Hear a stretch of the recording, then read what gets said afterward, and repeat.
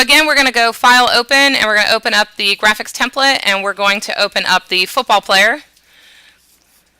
If you just have the graphics template open, that's fine. You can always go back and open up the other football player. Need to see which one I'm grabbing. Here he is. So these graphics are actually mirroring off of graphics that the university created. So that way you can make a graphic that looks similar to what the university did. I'll see if I'll pull it up. This is what the university created. So we're going to make something similar. So this is what the university did, and you're going to make something quite similar. So we're going to put 2015 football season and all their logos, as well as cut out the football player. So these are not our players, they're models. Because some football player told me that one year we did this. He's like, I know every football player on the field, I know his body, I know what he looks like. Those are not real players. Yeah, which is, you don't want to break their rules and restrictions because they could lose scholarship and eligibility. So they use models. So this is kind of what we're going to end up creating. So this is another example to show you of kind of what you're going to be creating. So we're going to be using a different football player because that's the one I could find online. So the first thing we need to talk about is this template. So again, once you go to Photoshop and you open it up, you can open up multiple things in Photoshop. Just like clicking on it, you can click and say, hold the command key and click on something else and then say open. You can open multiple items. Same way you can do that in Microsoft Word. So these blue lines are things that you have to think about. These internal squares right here, this one with the marching ants, remember that is our title safe. All of our text that we want to have somebody be able to read needs to be within those marching ants. Could you hit the lights? It might be easier for people to see. Well, you don't have to do the marching ants. Can you hit the other one? Thanks. I'm just doing it so you can see it, so I guess I'll fill it. Maybe that'll make your life a little bit easier. This area right here that I just filled black, that's what we call title safe. You do have to have that, all your text within that area if you want to guarantee that people will see it. Now with newer TVs, it's not as much of a problem. However, with older TVs, when things go outside of these safe margins, you get clipping and people won't see it. The other one are your... if you have video, like we said, all your video kind of needs to go within that area. So the first thing we're going to do is we are going to fill this background and make it black. But before we do that, I want to talk to you a little bit about the workspace or the interface of this software. This should be over here. I believe yours is like this somewhere. You don't... How to open? But you see you have two tabs up top, right? It's, no. It's just, I'm pretty sure Microsoft Office does that now too. They're like on the bottom, tabs on the bottom. So again, it's kind of like Microsoft Office. So if you do need to switch back and forth, good question, which I was getting right there, but you're one step ahead of me.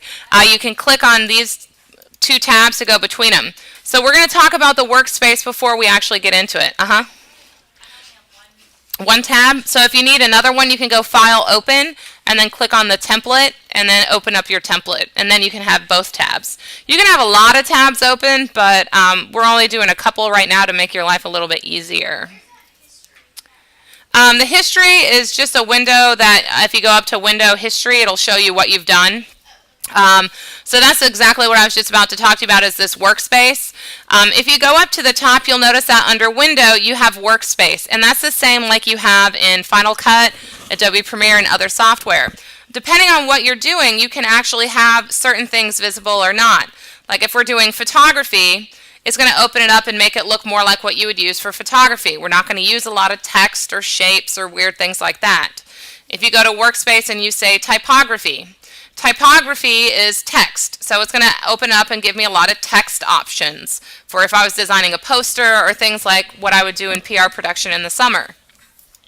You can also go up to Window Workspace, Motion, Painting, and things like that. Essentials is the default, so if you go to Essentials, it's going to show you quite a bit of options with your color and different windows. My windows are just moved on a slightly different location than yours. But if you ever need to open a window, you can go up to Window and you can pick that option. So you have your windows or palettes over here on the right. Layers are just, you can have multiple layers in Photoshop because we're going to have multiple items, and each item we generally want on its own layer. Just like you have layers with sheets and quilts and pillows on a bed, it's the same thing in here. If you have something, if you look up here, you'll see that if I fill the background with black, and then say I make another shape, and I put it on a different layer, and I make another shape, and fill it with a color, you can still see it because it's kind of like a pillow on a bed. It's a smaller object over a bigger object. But if you look up here, when I drag this layer, layer 2, which has the green square, if I drag it behind the black, you're not going to see it anymore because whatever layer is on top is the layer that's most predominant and will block things. So if you ever need to have a smaller item above a bigger item, you just click in this empty area and drag up, and now you can see it. These weird little shapes right next to the layers are eyeballs. They allow you to see things or not see things. It just turns the visibility off. It doesn't mean you deleted anything, it just means that you turn the visibility off. So what we're going to do is we're actually going to create that dark background, and we're going to then cut out the football player. Now, the football player in cutting out items is difficult for some people. Relax. Realize the first time you rode a bike, you probably fell down and skinned your knee. It took a little bit of practice. ESPN is so particular now about us cutting out headshots, we have to pass a cutting out headshot test. Then we have to review the test with the person and do a conference call with them. So cutting out headshots is something, and cutting out items is something we do in broadcasting. We do it very predominantly in print. So just relax. I'm going to go over the process, then I'll go over it again. I know it sounds hippie, but if you go into it with a little bit more of an open and positive mind, instead of saying, I hate Photoshop, this is tough, it'll make your life a little bit easier. So the first thing we're going to do is really easy. We're going to fill this background with a black color. Now if you look on the bottom on the left, this is what we call your tool palette. If you look on your tool palette, you'll see there's little horizontal lines that go underneath certain sections. These are dividing them into sections. The top one is what we call your selection. These are more for your painting and enhancing. These are more textual, and these help navigate you through. So the first thing we're going to do is we're going to go down here to the bottom where you see boxes. Like we've talked about in Adobe Premiere, I'm sorry, mine goes off the projector. It's right here. There you go. Now you can see it. Just like we talked about in Adobe Premiere, when you see a colored box, it usually indicates that that is where you can go to change the color of the text, the background for your lower third, or in this instance to paint. If you've ever used Mario Paint or some kind of Paint Pro thing, you might have some familiarity with this. So the top square is what we call your foreground color. The bottom square is what we call your background color. Whatever color is up top is the color that you will be painting with, and we want to paint with black. You'll notice they always have a black and white square. So if I click on this, it'll go back to the default, which is black and white. The other way that you can change the color is you can come over here in your color area, and you can click, and now I could paint with red or black, but we want to paint with black. So wherever you click with this circle allows you to change the color. And if you want to look at the different colors in this rainbow spectrum, you'll see that you have this little slider on the bottom, and you can slide it to different locations to change your colors. So when you want to look at different colors, you just slide it there, click with the circle, and now you can change your color. Now we want black, so I'm just going to go down to the bottom and click on the black, or I could come over here and click. The way to toggle or change between these two colors is you do see you have a double-sided arrow. Now white is my foreground, click again, now black is my foreground. Personally, I like hotkeys. If you hit the letter X will toggle back and forth between black and white. Now we want black, so let's make sure we have black in your foreground color. Then we're going to go to your paint bucket. Now I see a paint bucket, but more than likely with you, you're going to see a gradient. It's going to be a rectangle that goes from black to gray to white. It's under something that looks like a pink eraser that you used maybe in grade school, or right above something that looks like a teardrop. You can also press G and it should select the gradient box. So remember, the tool that has the triangle in the bottom right means that there's extra tools behind it. So we're going to click and hold, and we're going to go to the paint bucket. It kind of looks like somebody's tipping a paint bucket and a drop of paint is coming out. Template? You need your template.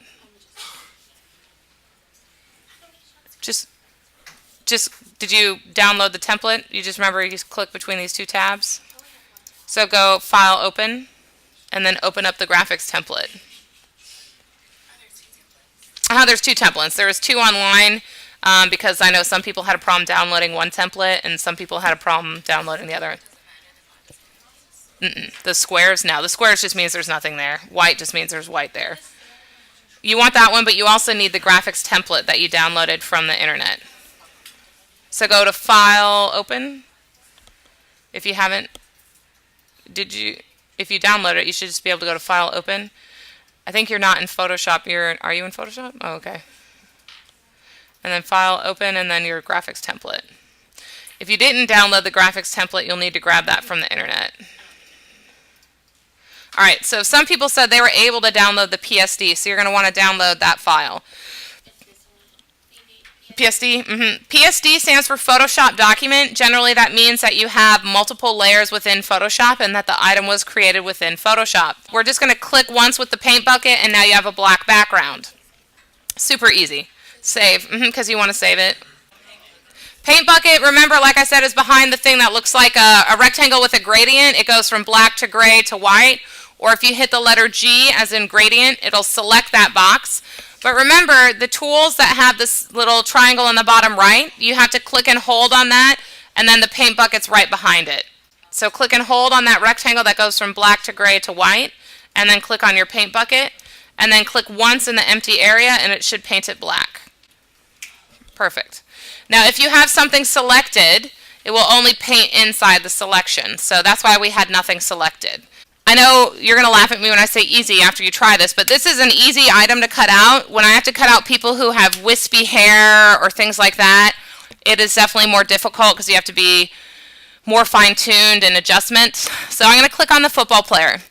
Now, like I talked to you about, there is a magic wand. So we're going to go to our selection tools. So your selection tools are up top.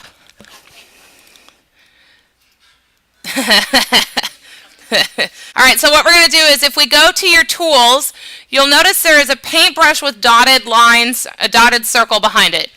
We want to click and hold on that and get our magic wand. So again, that's the 1, 2, 3, fourth tool down. It looks like a paintbrush with dotted lines. Click and hold, and then let's get the magic wand.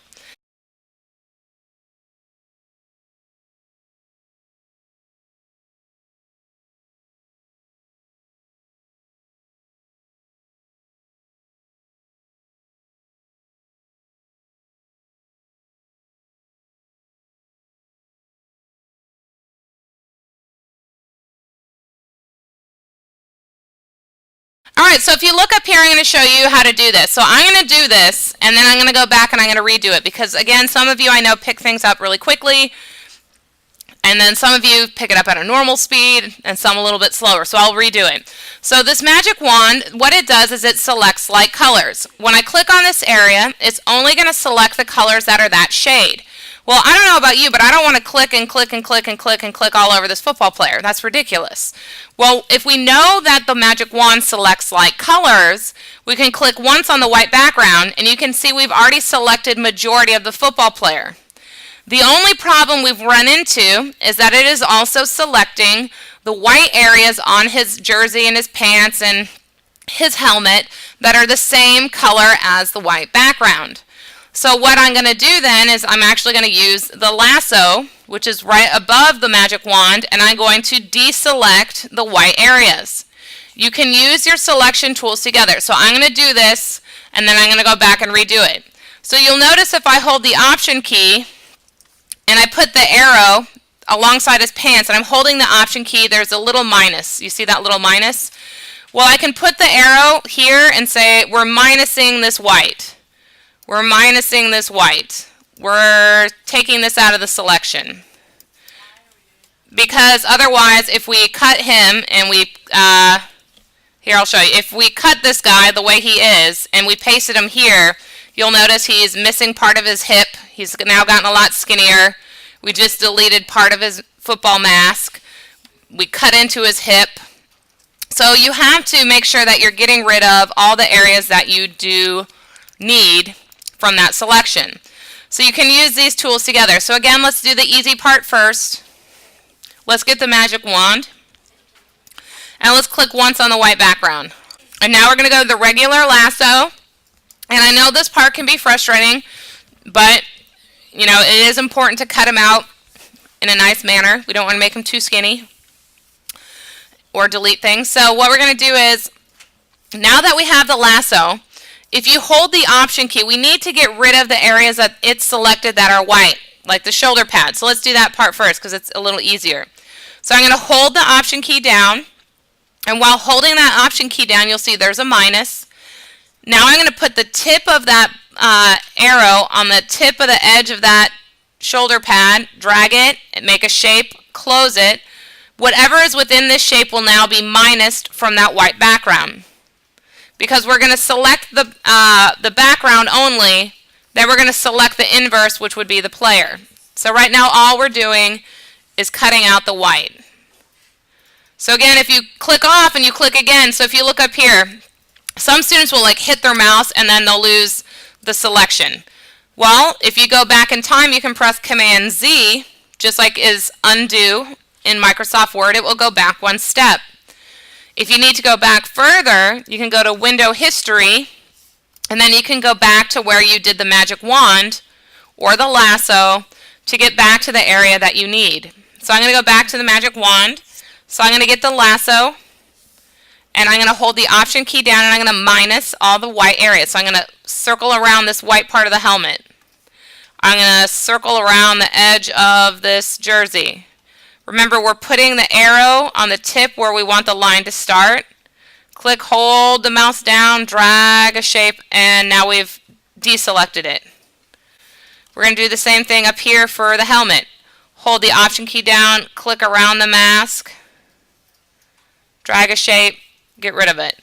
So this is where we will start next time on this part right here. Ants around him, like mine. You see how mine's eating into his hip? We're like taking a bite out of his hip. That means that you went too far away.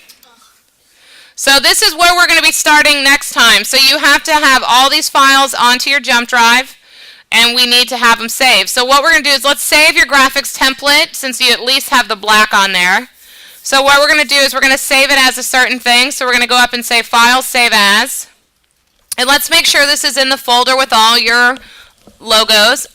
And you're going to call it your first initial, last name, FB, F space, FS. So my first initial, my last name, FB for football, FS for full screen, and then you're going to save it.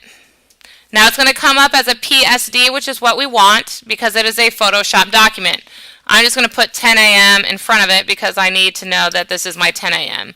So you're going to call it your first initial, last name, FB, space, FS, and save it to your jump drive where you downloaded all those files. Yes, you're going to say OK to maximize compatibility, and then you're going to quit it. So we're going to start out by cutting out your football player next time.